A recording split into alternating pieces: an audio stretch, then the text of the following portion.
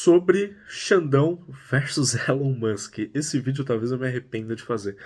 E aí galera, tudo bem? Aqui quem fala é o Shade, trazendo um vídeo sobre essa treta que tá rolando sobre o Xandão, o Elon Musk, o STF, a derrubada do Twitter no Brasil. Quem diria, o Twitter tá proibido oficialmente no Brasil. Vamos lá. Recentemente surgiu uma série de desentendimentos jurídicos entre o governo, entre o STF, a Justiça Brasileira e o Twitter, que culminou no pedido, culminou na retirada do Twitter de ter um representante oficial no Brasil. Ou seja, o Twitter, diante de processos e demandas da justiça brasileira, removeu a representação oficial brasileira do Twitter no país. O que isso quer dizer? Toda empresa gringa, estrangeira, que opera no Brasil, precisa ter uma representação de alguma forma, porque você precisa poder processar uma empresa, citar ela na justiça, processá-la na justiça de forma geral. Então precisa ter algum tipo de operação no Brasil, algum tipo de representante. Alguém que tome as rédeas, as broncas dessa empresa no país. E o Twitter removeu essa representação, ou seja, não tinha um escritório, não tinha um representante mais no país. E como parte, inclusive, do marco legal, o marco civil legal da internet no Brasil, as empresas de tecnologia, as empresas que operam com internet no Brasil, no mercado de internet, etc., precisam ter essa representação. E o Twitter removeu. O STF, no caso o Xandão, né, o Alexandre de Moraes, demandou que se a empresa não entrasse com essa representação dentro de um prazo, ela ia ser banida do país. E a justiça ela tem o poder de fazer isso desde que se encaixe nas demandas legais. Então, por exemplo, se o Marco Civil da internet fala que tem que ter uma representação no país e uma empresa não cumpre isso, a lei deixa que permite uma série de coisas, entre elas a proibição dessa operação no Brasil. Nesse sentido, o Alexandre de Moraes não fez nada errado, pelo menos nada ilícito. Você pode gostar da decisão, você pode achar ela um abuso.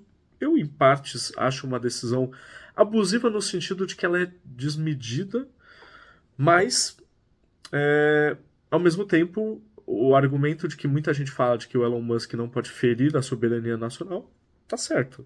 Se a lei brasileira determina isso, e o Elon Musk, e no caso o Twitter, não cumpre, o Brasil está no direito de fazer cumprir as leis, seja como for, seja quais forem, da forma que estiver definido e permitido na lei. Então não tem o que discutir. Se a lei fala que tem que ter representação no Brasil e o Twitter não tem e não cumpre, acabou. Sigam as leis, o Alexandre de Moraes e o STF podem fazer as leis serem cumpridas da forma que couber dentro do permitido. E foi isso que foi feito. Acabou. Não tem discussão. Mas o que se sucedeu foi problemático. Vamos lá. O Twitter foi de fato banido. Hoje você não acessa ele usando uma internet no Brasil, né, um Wi-Fi no Brasil sem usar VPN. E é aí que começa o problema. O Alexandre de Moraes queria banir o uso de VPN no Brasil. Isso não foi para frente, mas isso era um desejo dele. Isso é ilícito pra caralho. Isso não é viável fazer isso, é por isso que ele claramente não fez. Mas a mera ideia de se fazer isso é absurda. A mera cogitação de se proibir VPN no Brasil por conta do Twitter não respeitar a decisão é extremamente ditatorial, autocrática pra caralho, extremamente abusiva. Não foi pra frente porque até ele sabe que é um bagulho absolutamente absurdo. Mas era um desejo. Graças a Deus não foi pra frente. Mas o que inicialmente tinha ido pra frente era uma multa de 50 mil reais para pessoa física, incluindo eu, você, quem estiver assistindo esse vídeo, ou jurídica, que acessasse o Twitter através de VPN. Isso estava indo para frente. Isso era para entrar. Extremamente ditatorial, abusivo, ilícito, inconstitucional pra caralho. Se eu não me engano, também não foi para frente e foi, acho que o estado atual é que eu vou deixar aí, que eu, se eu não me engano não pode usar VPN no Brasil para acessar o Twitter desde que cumpra certas paradas. É, menos mal. Outro ponto foi que o STF, de novo, na imagem do Alexandre de Moraes, foi atrás do Starlink. O Starlink, se você não sabe, imagino que a maioria das pessoas saibam, também é uma empresa do Elon Musk, é uma empresa separada do Twitter, que provê internet através de satélite. Ou seja, é uma rede, é um serviço que já é bem utilizado no Brasil, inclusive. Não é exatamente barato, mas os concorrentes dele também não são. Mas é muito utilizado no Brasil porque a gente vive num país extremamente gigantesco, massivo, continental, com muitas áreas com baixíssima ou nenhuma infraestrutura. Interiores, os Goiáses e Matos Grossos e Amazônias da vida. É, usam muito esse tipo de serviço porque existe uma demanda para a internet, existe a demanda para isso, só que não tem infraestrutura nenhuma, até por questões de custo, de pobrezas das áreas, de infraestrutura, de tamanho, etc, etc, etc. Então o Starlink provê acesso à internet em lugares extremamente remotos, através de satélites. Beleza, é um serviço bem utilizado no Brasil, inclusive pelo governo brasileiro. Só que o Alexandre de Moraes foi atrás da Starlink, basicamente também proibindo a Starlink de operar no Brasil enquanto tudo isso estivesse rolando. O que é, extremamente abusivo, autoritário e ilegal, inconstitucional. E aí sempre vai ter uns otários para defenderem e falar: não, mas tem que proibir mesmo porque é a empresa do Elon Musk. Não é assim que funciona. São duas empresas separadas. Lógico, o dono ou o principal acionista delas é o mesmo cara, mas elas são entidades separadas. Uma é uma empresa, a outra é outra.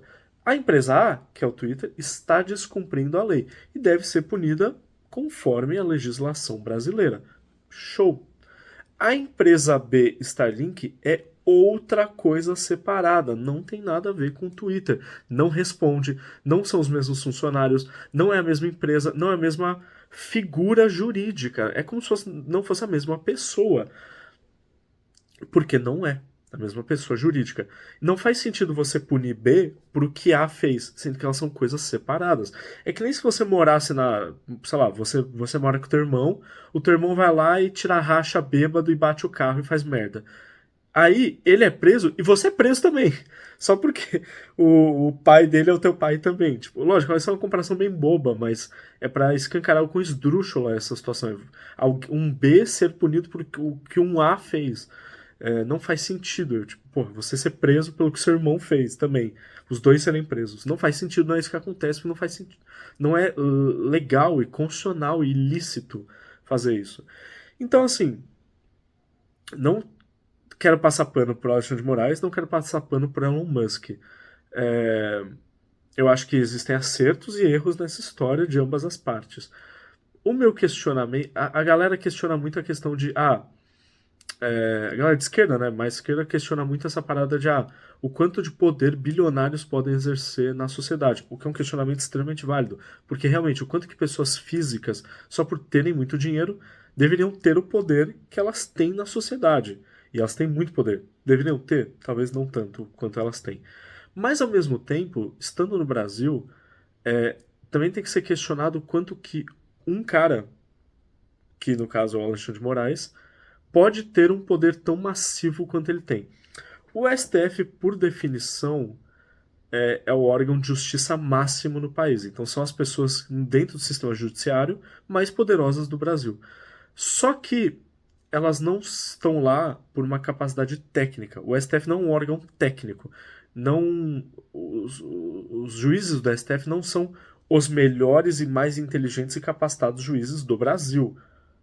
Eles são apontados políticos. Todos os juízes do STF estão lá por indicação política, de quem quer que seja. E o Alexandre de Moraes é um indicado político. Ele tem uma trajetória extremamente questionável. Eu estudei no Mackenzie, eu fiz direito no Mackenzie, eu via ele dando palestras e aulas e coisas assim, na época que ele era advogado do, né, não vou deixar aqui, não vou deixar explícito aqui, mas quem sabe sabe. E a carreira dele ascendeu meteoricamente depois de todas aquelas tretas com o Temer, todo aquele invólucro de putaria do Alexandre de Moraes com o Temer. E ele cresceu de uma forma absurda e muito bruta no Brasil. O poder dele cresce a ponto dele talvez hoje ser uma das pessoas mais poderosas do Brasil, inclusive mais poderosa que o presidente. O Alexandre de Moraes é muito mais poderoso do que o presidente. A quantidade de putaria que ele tem guardada sobre um monte de gente, a quantidade de poder político que ele tem, a quantidade de poder que ele tem sendo um dos principais juízes do STF, que é o órgão máximo. Sendo o órgão máximo, você tem muito poucas formas de recorrer a decisões. Você não tem muito para onde ir. Por exemplo, quando um prefeito faz uma merda, um governador faz uma merda, um presidente faz uma merda, deputados, vereadores, etc., você tem muito para onde recorrer, tem várias formas de você contrapor esse peso desses políticos. O presidente ele não é um monarca com poder absolutista no país. Então ele não pode sair fazendo qualquer coisa, não é um ditador.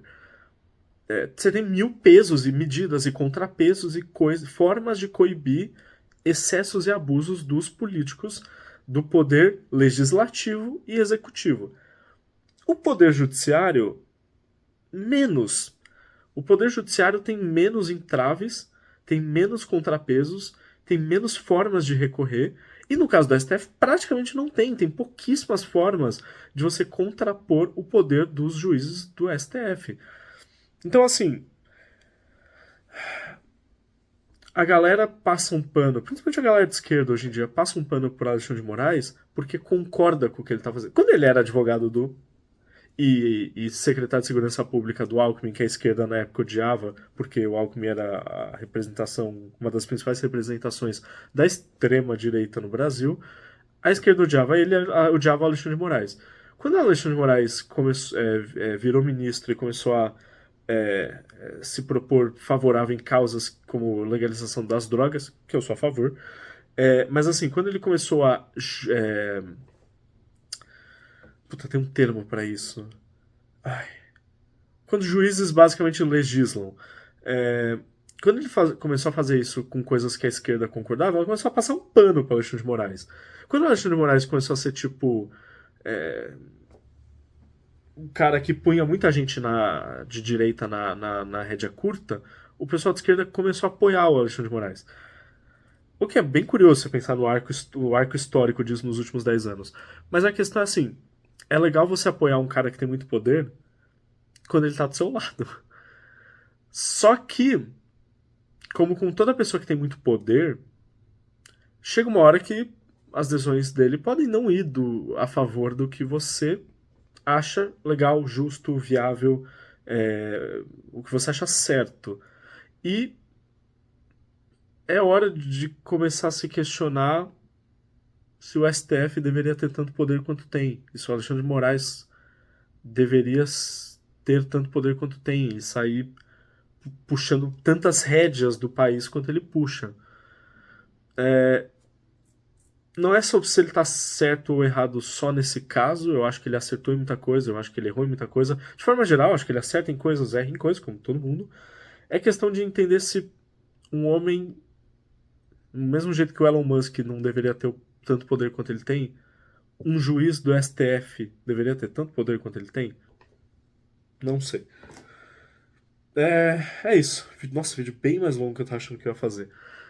Se você concorda com o que eu falei, deixa um like, se inscreve no canal, que me ajuda muito. E se você discorda de alguma coisa que eu falei, deixa aí o que é o porquê. Se inscreve no meu canal, tem bastante coisa sobre 1000 temas. Alguma coisa vai te agradar. Ou muitas coisas vão te desagradar, mas aí você pode dar hate em todas elas aqui no vídeo, desde que você dê o view.